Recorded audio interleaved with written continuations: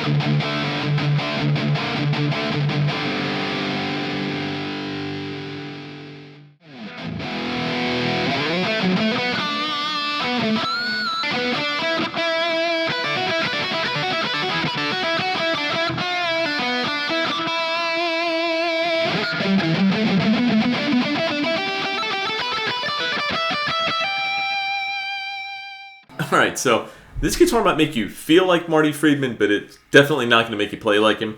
I'm not a lead guitar player, and I'm definitely rusty at it at best, but hopefully that gives you at least a little bit of an idea of how this guitar sounds, the type of sustain, and a little bit of lack of punch on the bridge pickup. What I'm going to do from here is go ahead and get into the pros and cons of this instrument. The first pro of this guitar is far and away what makes this guitar worth the money. This stands out above everything else on this instrument, and that's going to be the neck. Jackson guitars are known for their necks, and it's really ultra playable. There's no other way to put it.